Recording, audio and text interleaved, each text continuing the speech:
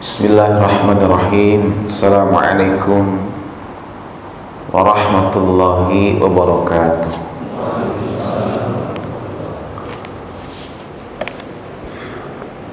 Alhamdulillah alladzi allafa baina qulubina fa asbahna bi ni'mati ikhwana. Ashhadu an la ilaha illallah wahdahu la syarika lah wa ashhadu anna Muhammadan abduhu wa rasuluh la nabiyya ba'da. Allahumma salli wa sallim ala sayyidina Muhammadin wa ala alihi wa sahbihi ajma'in, amma ba'du. Qala ta'ala fi kitabihil karim, a'udzu billahi minasyaitonir rajim, ya ayyuhalladzina amanu taqullaha wal tanzur nafsum ma qaddamat lighad wattaqullaha innallaha khabirum bima ta'malun. Para bapak jemaah Masjid Al-Hidayah rahimakumullah, alhamdulillah meskipun cuaca hujan ya, namun itu tidak menghalangi kita untuk tetap semangat memakmurkan masjid ini. Mudah-mudahan keistiqomahan kita untuk mencintai rumah Allah ini dengan memakmurkannya menjadi amalan yang mendatangkan ridha Allah Subhanahu wa taala, dan semoga amal ini menjadi salah satu amalan yang akan memberatkan timbangan kita nanti di yaumil qiyamah. Amin ya rabbal alamin. Jemaah semuliakan, ada 6 situasi, 6 kondisi di mana setiap muslim harus lebih serius mempersiapkan kematiannya, mempersiapkan untuk akhiratnya. Ini ditulis ya oleh Imam Qurtubi dalam kitab At-Tazkirah ya. Dia menulis sebuah hadis ya. Hadis ini sahih dan dinyatakan sahih oleh Asy-Syaikh Al-Albani dalam kitab Sunan At-Tirmizi, hadis yang ke-3233. Nabi bersabda, badiru bil mauti sitan. Badiru itu artinya bersegeralah kalian gitu, segera untuk mempersiapkan kematian kalian. Sitan, jika sudah ada 6 hal, 6 keadaan. Kalau udah 6, muncul 6 ya, hal ini kita nggak boleh lagi berleha-leha gitu, jangan lagi nyantai-nyantai, tapi harus badiru, bersegera, gercep, semangat gitu untuk menyiapkan bekal kita untuk mati, bekal untuk ke akhirat kita ya. Apa aja itu? Yang pertama, imrotas supaha. Apabila ya, orang-orang yang bodoh itu diangkat sebagai pemimpin. Kira-kira udah ada belum di negeri kita orang yang gak layak jadi pemimpin tapi diangkat jadi pemimpin? Baik itu menteri ke ya, wapres ke, ada nggak? Ada nggak? Ada. Siapa? pupu papa itu enggak kompeten. Masih banyak yang lebih cerdas, yang lebih memiliki kapabilitas, ya. Gitu. Ini adalah, ya, fakta, ya, bahwasanya apa yang Nabi katakan dalam hadis ini itu sudah ada, bukan cuma di Indonesia, sama halnya di luar sana juga ada yang seperti itu, ya. Jadi kalau sudah ada, udah bermunculan, ya, supaha itu kan jamak dari sapi, ya. Supaha itu kalau jahil, bodoh. Kalau supaha itu bodohnya kebangetan, gitu loh, ya. Ya, jadi ini kita harus, ya, lebih gigih gitu, lebih semangat untuk menyiapkan, ya, kematian kita kalau sudah, ya, sudah bermunculan orang-orang bodoh yang dia akan jadi pemimpin, ya. Nah, idza wusidal amri, ya, ila ghairi ahdihi falyantadus sa'ah. Kalau suatu urusan itu, ya, diserahkan kepada orang yang bukan yang semestinya, tunggu aja kehancurannya, tunggu aja, gitu, ya. Ini yang pertama, ya. Kedua, wakas lotas syarti, ya. Kedua, jika sudah banyak bermunculan syarat-syarat, tanda-tanda kiamat. Ini kedua. Kita sama Nabi disuruh bersegera menyiapkan kematian kita bila mana sudah banyak munculnya, datangnya tanda-tanda hari kiamat. Artinya kiamat itu tanda-tandanya sudah bermunculan. Coba saya bertanya, udah banyak belum tanda-tanda kiamat yang Nabi sebutkan yang udah bermunculan, yang sudah kita saksikan hari ini? Banyak belum? Banyak. Misalnya kata Nabi, tidak akan terjadi kiamat sehingga nanti pasar-pasar itu akan berdekatan. Udah belum? Mall, pasar berdekatan. Udah belum? Udah. Mall itu udah berdekatan. Coba jadi Bekasi itu ada Pakuwon, sebelahnya Repo Mall, sebelahnya lagi MM, depannya MM Grand Mall, depannya sana lagi ada lagi Sumarekon. Itu kota Bekasi aja itu udah kayak apa tuh mall? Itu mall yang fisik, belum mall yang di handphone. Ada nggak? Gitu.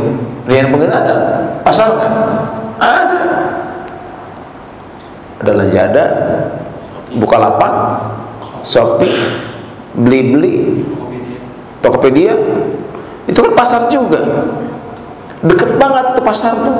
Hanya dengan jari kita bisa beli apa aja di situ. Ya. Masya Allah tuh. Udah muncul.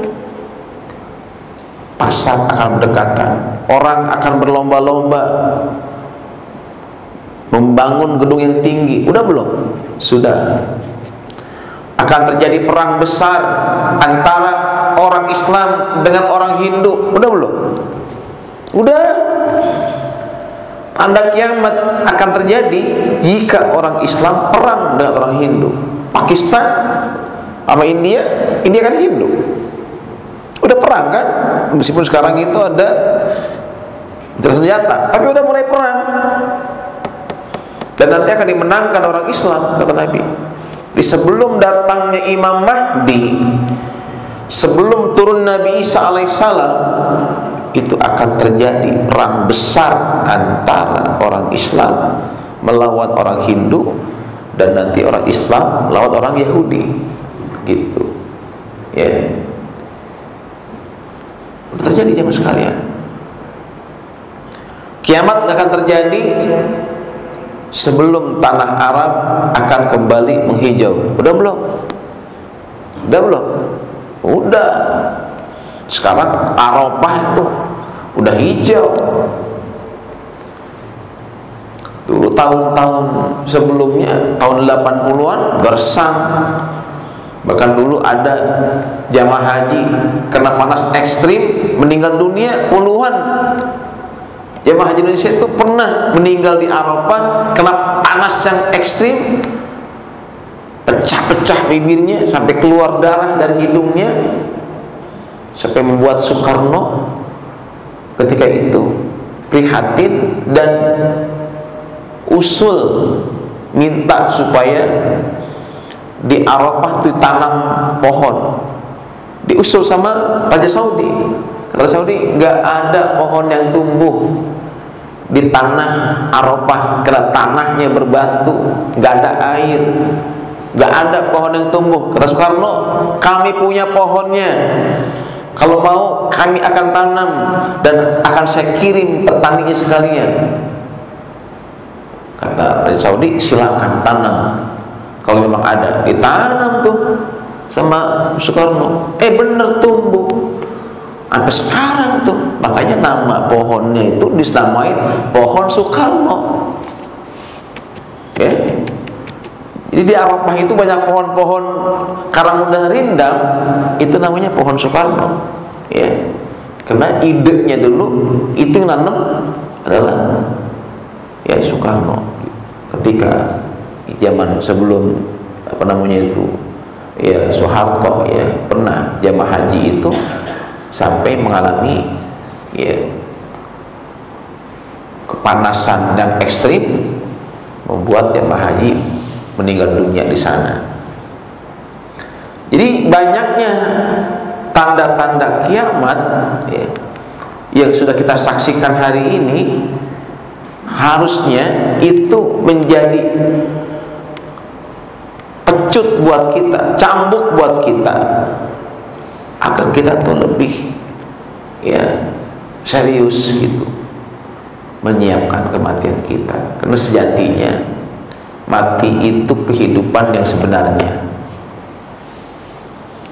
Kita begitu sungguh-sungguh serius menyiapkan kehidupan dunia yang gak abadi ya, buat bangun rumah, buat kesehatan kita, buat anak kita, sampai kita cover dengan berbagai macam asuransi. Itu buat di dunia yang sangat sebentar kita tinggalin. Kenapa untuk hidup di akhirat yang abadi, untuk kematian kita nggak serius nyiapinnya, kita main-main gitu ya. Padahal sesungguhnya saat mati itulah kehidupan baru dimulai. Kehidupan yang sesungguhnya dimulai dari kematian itu. Mati itulah start pertama, sapar panjang kita menuju alam akhirat. Kematian itulah ya tangga pertama kita menuju Allah Subhanahu wa ta'ala. Kalau di saat kematian kita matinya husnul khatimah, mati dirahmati Allah, meninggal dalam keadaan baik ya, maka sabar kita berikutnya akan mudah. Kita akan bahagia di alam kubur, bahagia di alam akhirat. Tapi kalau kematian kita kematian yang buruk ya, su'ul khatimah, karena nggak kita persiapkan dengan baik ya, nggak dipersiapkan dengan baik, kita meninggalnya su'ul khatimah, na'udzubillah min dzalik, maka ya sabar berikutnya akan lebih sulit ya. Dia akan mengalami penderitaan yang panjang di alam kubur dan mengalami siksa yang besar, yang berat nanti di alam akhirat. Makanya tadi saya ulangi, kematian itu justru bukan akhir kehidupan kita, tapi awal kehidupan yang baru, kehidupan yang abadi. Dan kita akan lebih lama, tinggal di alam kubur kita ketimbang di dunia ini, ya. Itu yang kedua, ya. Jadi udah banyak, ya, udah banyak tanda-tanda kiamat yang muncul, ya. Belum lagi sudah mulai surutnya sungai Danau Tiberias, itu juga menjadi tanda-tanda, ya.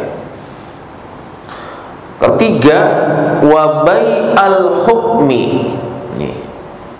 Jika hukum itu sudah dijual belikan, udah belum?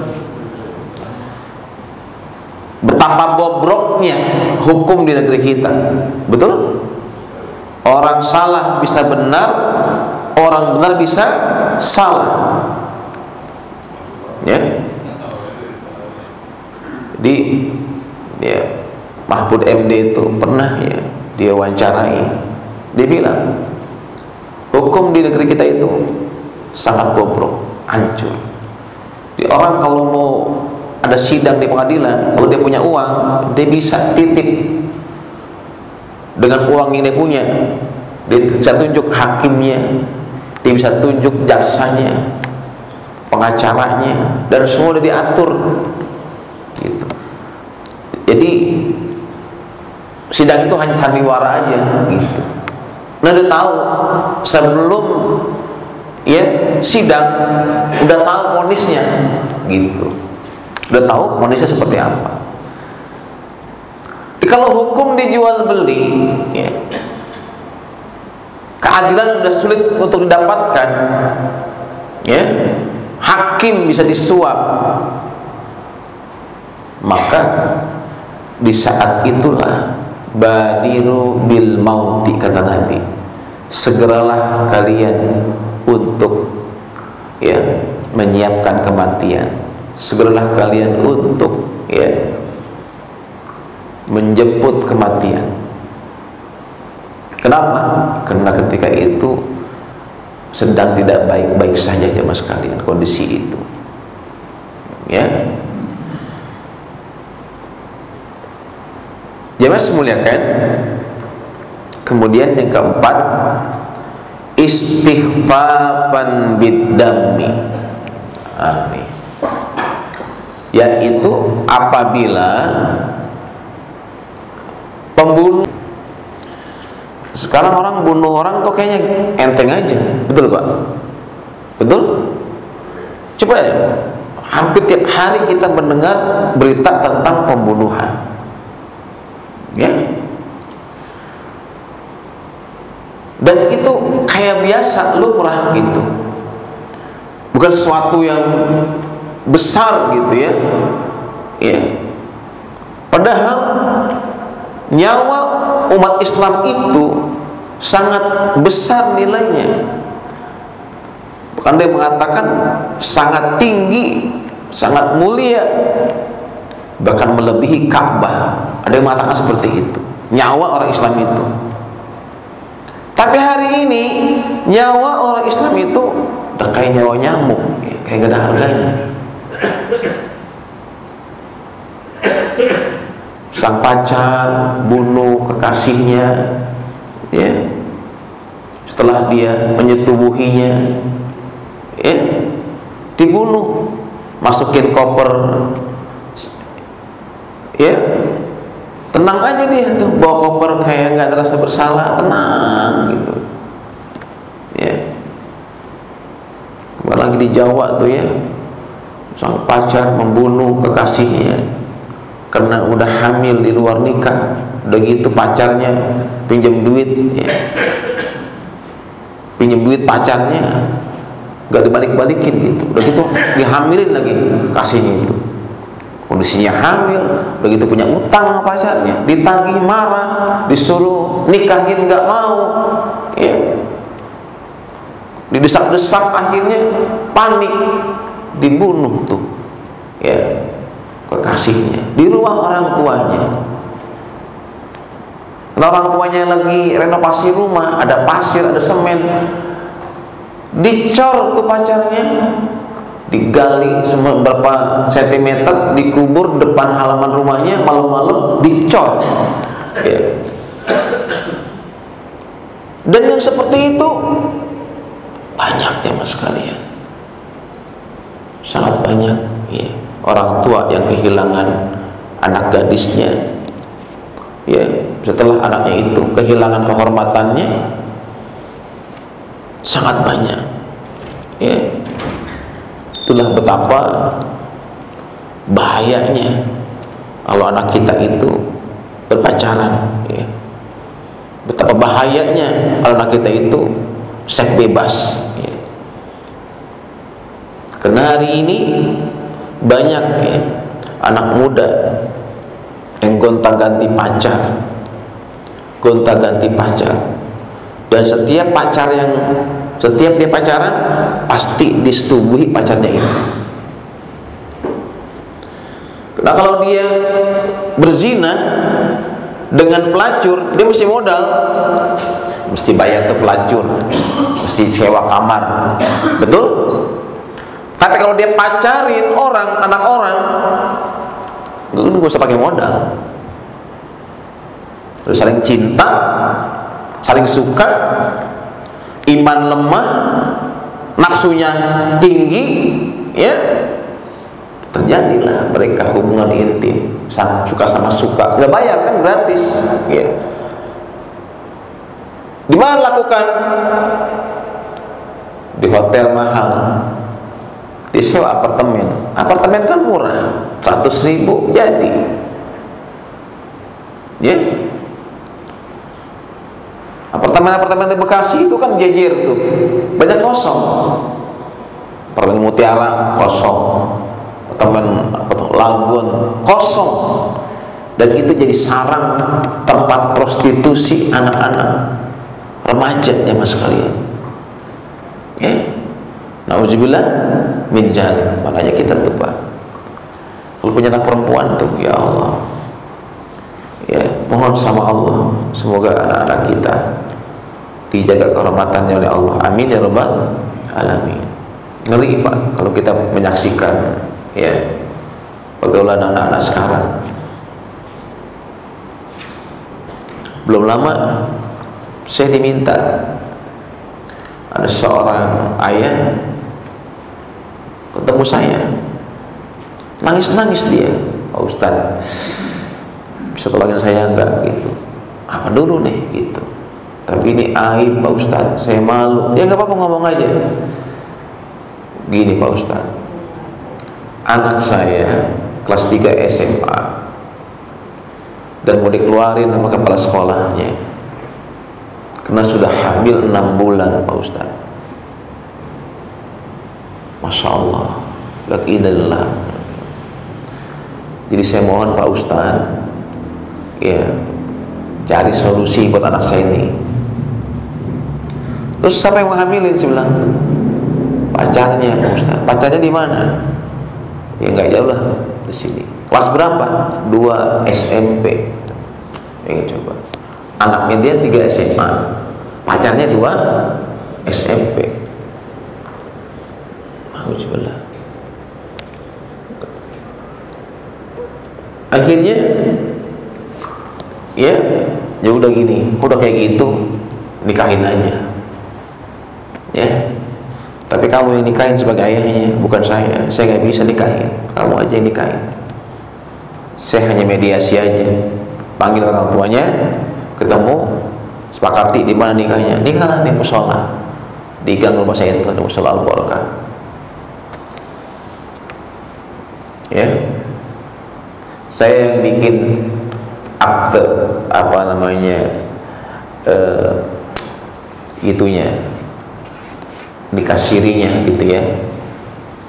Berita acara nikah, pernikahan siri, saya bikin ini berita acaranya, ya, saksinya segala macam. Habis nikah Pak, anaknya itu yang perempuan udah hamil 6 bulan, tinggi, pacarnya kelas 2 SMP, pendek gitu, kecil, kurus, ya Allah. Dan yang kayak gitu banyak Pak, itu banyak seperti itu, ya, ya. Dan ketika mereka itu bertengkar, ribut, ya, biasanya main tangan, gelap mata, bukan cuma tangan, ya. Ada yang menembak pacarnya karena bapaknya punya pistol, ada yang mentusuk pacarnya karena udah panik gitu, ya. Nah, jadi kalau istihbaban bidami, orang begitu mudah ngebunuh orang gitu, enteng aja bunuh orang gitu. Setelah dihamili anak orang, ya, dibunuhnya itu anak orang.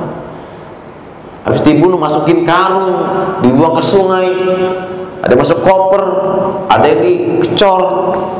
Itu namanya istihbaban bidami, ya. Pembunuhan dianggap ringan, dianggap enteng gitu. Nauzubillah min dzalik.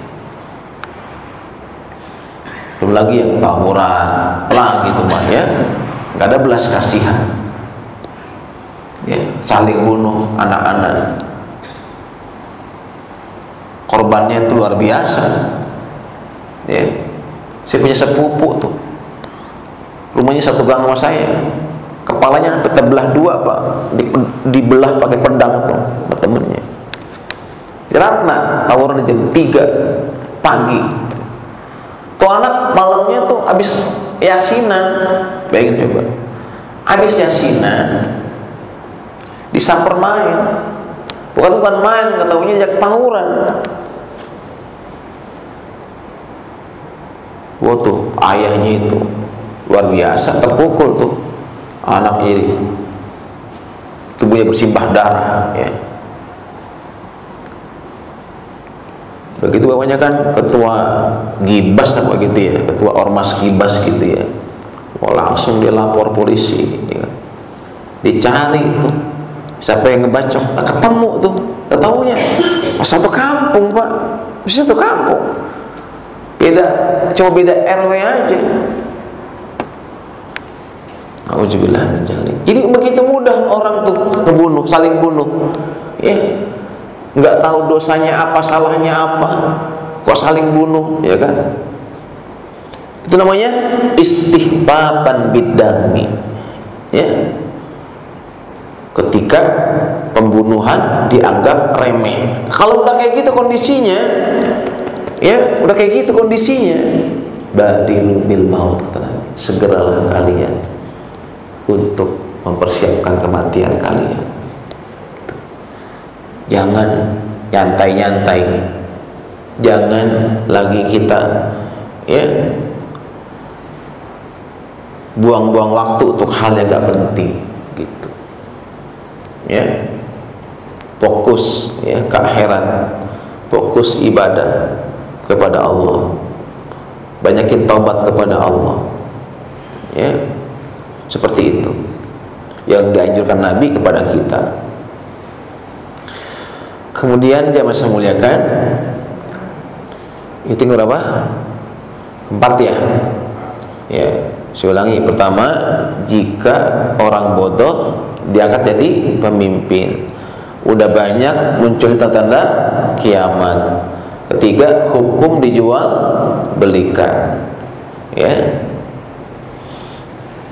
Kemudian yang keempat, pembunuhan dianggap sesuatu yang remeh.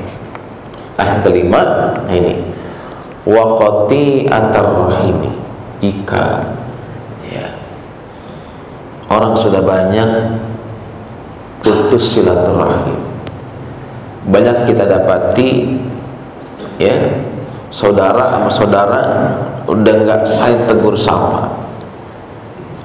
Ada anak udah nggak lagi komunikasi sama ibunya, sama bapaknya.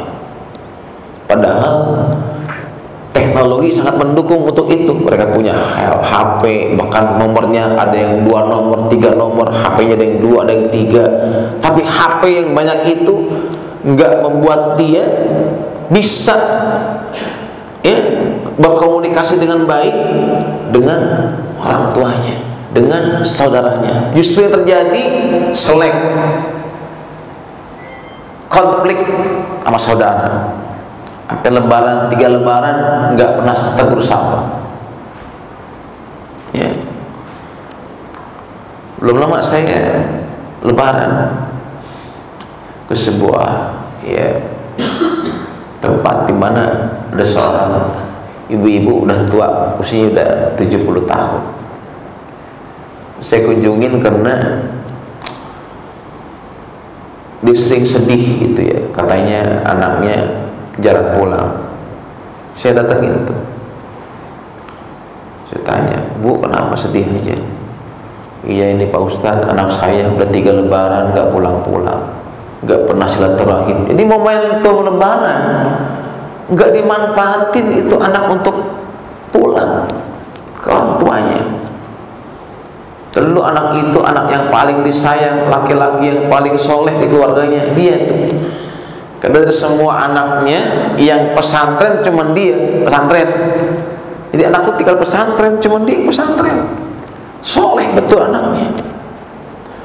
Tapi karena suatu hal tergoda oleh wanita, ya. Tergoda oleh wanita, perempuannya itu terlalu mendominasi. Akhirnya dia sampai putus silaturahim dengan ibunya. Bikin ibunya menangis. Ini hati-hati sama sekalian. Walaupun kita tiap malam qiyamul lail, Senin Kamis nggak pernah ditinggal, Quran hatam tiap bulan, umrah tiap tahun. Tapi kalau kita bermasalah sama orang tua kita, putus silaturahim orang tua kita, nggak ada amal itu yang naik ke langit ya mas sekalian. Nggak ada satupun amal yang diterima sama Allah. Terhalang kita untuk masuk surga. Karena kata Nabi, la yadkhulul jannah qati'ur rahim, tidak akan masuk surga orang yang memutuskan tali silaturahim. Hati-hati ya. Nah, mudah-mudahan ya kita tetap bisa menjaga hubungan silaturahim ya. Jangan sampai putus silaturahim ya. Al-Qaumah saja hanya gara-gara lebih mementingkan istrinya ketimbang ibunya, itu jadi masalah, meninggalnya lama ya. Itu sahabat Nabi loh, itu sahabat Nabi, ikut jamaah sama Nabi sholatnya, ikut jihad sama Nabi. Apalagi kita nggak pernah ikut jihad sama Nabi, nggak pernah jamaah sama Nabi. Al-Qaumah aja yang jamaah sama Nabi hanya gara-gara bikin ibunya tersinggung karena lebih mengutamakan istrinya ketimbang dia, itu menjadi susah meninggalnya. Dan hampir-hampir Nabi membakar dirinya gitu. Nah, jemaah semuliakan, yang terakhir adalah wa nash'an yattakhidunal Qur'an mazamira. Jika sudah ada generasi yang menjadikan Quran itu sebagai hanya nyanyian, hanya sebagai sebuah seremonial, hanya untuk dilombakan, bukan untuk diaplikasikan dalam kehidupan ya. Dia hanya ngejar sertifikat, ngejar piala, ngejar agar mendapatkan ya duniawi. Nah, ini pun terjadi jamaah sekalian. Situ sih kita seneng nih, sekarang banyak rumah tahfiz, banyak pondok tahfiz. Satu sih kita seneng nih, kita bangga banyak para penghafal Quran. Tapi satu sisi kita harus juga introspeksi, bener nggak niat kita itu? Ketika Quran itu dinyanyikan, dilagukan, dilombakan, ya, semata-mata untuk mendapatkan, ya, duniawi, nah ini berbahaya. Karena dalam kitab, ya, Sahih Bukhari, di antara, ya, yang membuat, ya, Abu Hurairah itu, ya, pingsan, ya, ketika dia membaca hadis tentang, ya, orang yang salah niat, gitu. Salah niat dalam beraktivitas, diantaranya adalah seorang qari, ya. Dari kiamat itu kan didatangkan 3 orang ahli neraka. Bukan dia pembunuh, bukan dia pencuri, bukan dia pezina, tapi 3-tiganya ini satu, itu adalah, ya, orang yang alim, ya, yang ngajar ke sana kemari tapi salah niat.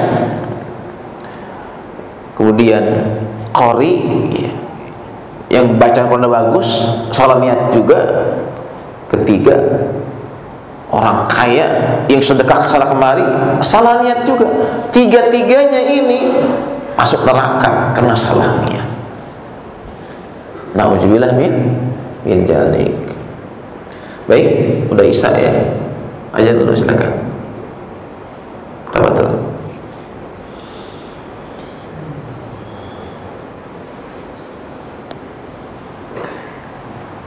Allahu Akbar, Allahu Akbar.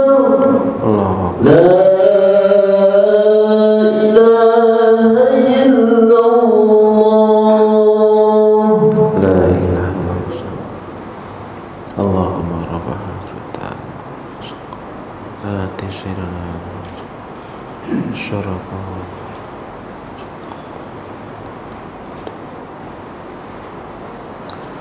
Baik jemaah sekalian yang saya muliakan, ini adalah, ya, satu hadis, ya, yang memberikan warning kepada kita, ya, agar, ya, setiap kita hendaklah, ya, mempersiapkan kematian kita bila mana sudah ada 6, ya, keadaan, ya, 6 situasi. Maka, ya,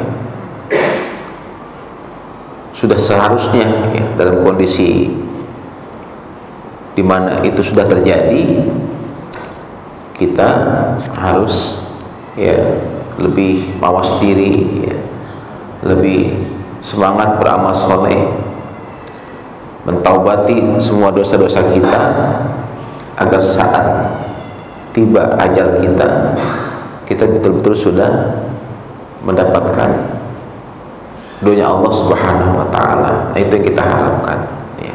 Nah, mudah-mudahan kita mohon kepada Allah, Allah panjangkan umur kita agar kita punya kesempatan untuk menambah amal-amal terbaik kita dan untuk bertobat, menebus semua dosa-dosa kita. Amin ya rabbal alamin. Baik, sampai di sini. Mungkin jamaah ada yang ingin bertanya, dipersilahkan. Tafadhol.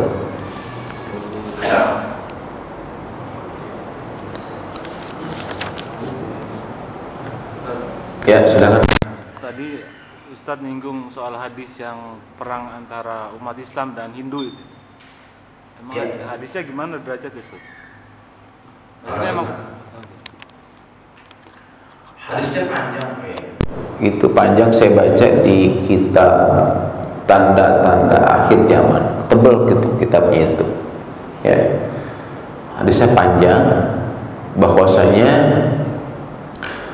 Rasulullah jelaskan di situ bahwa tidak akan terjadi kiamat sebelum kaum muslimin memerangi orang Hindu, ya, orang Hindu, dan umat Islam akan memenangkannya. gitu, pertempuran itu, ya. Nah, kita nggak tahu nih apakah pertempuran itu dimulai di bulan-bulan ini, ya, itu adalah sebagai permulaan, ya kan, sebelum nanti perang yang sesungguhnya, ya, kita nggak tahu. Yang jelas itu sudah mulai, gitu, permulaan, ya. Nah, oleh karena itu, ya, karena itu sudah ada, ya, sinyal, ya, udah mulai ada tanda-tanda, kita harus, ya, lebih mawas diri, gitu, ya. Jadi perang besar antara umat Islam dengan orang kafir itu bukan hanya perang besar antara umat Islam dengan Yahudi. Kalau yang hadis sebelumnya kan akan perang besar antara umat Islam dengan Yahudi. Nah, Yahudi itu akan bersembunyi, ya, akan bersembunyi di setiap batu bicara, wahai hamba Allah, ini ada orang Yahudi di belakangku, bunuhlah. Batu bicara, pohon pun akan bicara, ya, kecuali pohon gorgot, ya kan? Dan pohon gorgot itu udah ditanam di Israel. Orang Yahudi itu paham betul hadis ini, maka mereka secara massal menanam pohon itu, ya. Ada videonya tuh, Ustaz siapa yang namanya tuh, yang Ustaz yang pakar akhir zaman, sama namanya yang pakar akhir zaman,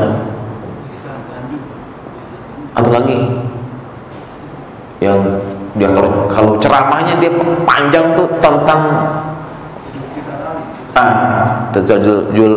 Zulkifli, ya.